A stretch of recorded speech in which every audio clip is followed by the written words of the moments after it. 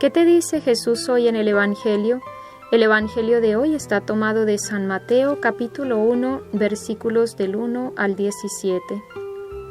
El pasaje de hoy es el de la genealogía de Jesucristo. Y cuando escuchamos o leemos este Evangelio, nos puede parecer monótono o aburrido, o quizá no le encontramos mucho sentido. Sin embargo, es de una importancia capital. En primer lugar, nos está mostrando la fidelidad de Dios. Dios lo que promete, lo cumple. Y en toda la Sagrada Escritura podemos comprobar que las promesas que Dios ha hecho a la humanidad las ha cumplido todas. Desde el pecado de nuestros primeros padres, Dios nos prometió enviarnos un Redentor. Luego, Yahvé elige al pueblo de Israel para hacerlo su pueblo y le promete que de él nacería el Mesías esperado.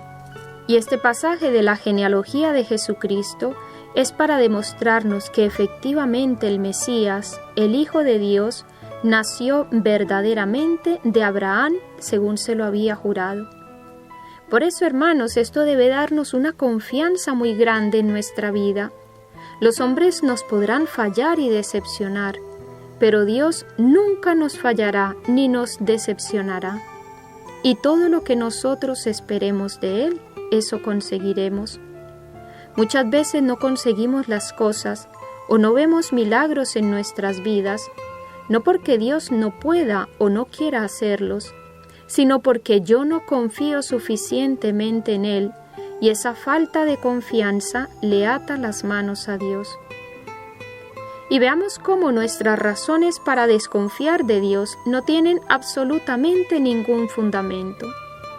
A veces pensamos que nuestros pecados o miserias son obstáculo para que Dios se fije en nosotros, y entonces como que nos apocamos, nos achicamos, y encima creemos que eso es humildad. Pues no, eso es ser tonto, que es distinto, o por lo menos ignorante. Porque fijémonos hoy, resulta que en esta genealogía se nombran 4 mujeres: Tamar, Rahab, Ruth y Betsabé. Aunque a Betsabé no la nombran directamente, sino que dicen que de ella el rey David engendró a Salomón. Entonces veamos. Tamar se prostituyó y tuvo relaciones con su suegro, y de él tuvo descendencia. Rahab era una prostituta. Ruth era una moabita, es decir, una pagana que no pertenecía al pueblo de Israel. Y Betsabé era mujer de otro hombre llamado Urías, pero pecó con David. Así que ya vemos, Dios escoge a estas 4 mujeres y de ellas nace su divino Hijo. Y no fue obstáculo su pecado para que Jesús escogiera nacer de ellas. Y por no decir de los hombres que se nombran en esta genealogía, que no brillaban por ser inmaculados, ni mucho menos. Es decir, nosotros, hermanos, no hemos comprendido todavía que Dios trabaja en nuestro pecado y en nuestra miseria. No que Él justifique el mal que hacemos, pero sí que lo toma para transformarlo en misericordia. Donde abundó el pecado, sobreabundó la gracia. Entonces, ¿eso quiere decir que podemos seguir pecando lo que queramos? No. Quiere decir que en el momento en que yo reconozco mi pecado y me arrepiento de él, ya Dios tiene para mí su perdón.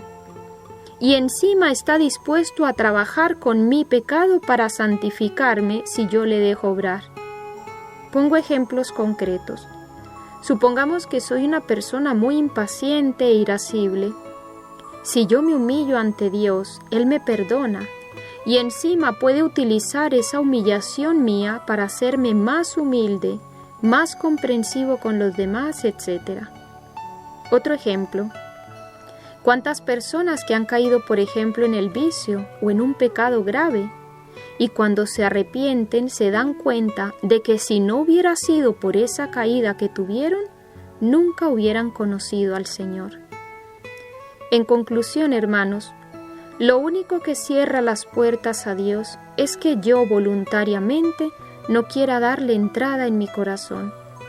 Todos tenemos y tendremos siempre pecados. Lo importante es que luchemos y pongamos lo que esté de nuestra parte para no ofender más a Dios. Pero si caemos, Dios espera que vayamos a Él arrepentidos y nos levantemos de nuevo. Por eso nos ha dejado el sacramento de la confesión. Pidámosle a la Virgen que nos enseñe dos cosas. Primera, a confiar en Dios con una confianza sin límites, porque la misericordia de Dios no tiene límites. Y segunda, a no hacer las paces con nuestros pecados, pero tampoco a desanimarnos por vernos frágiles e impotentes para el bien, porque Dios tiene su tiempo para obrar, y si no le cerramos la puerta de nuestro corazón, en su momento nos transformará.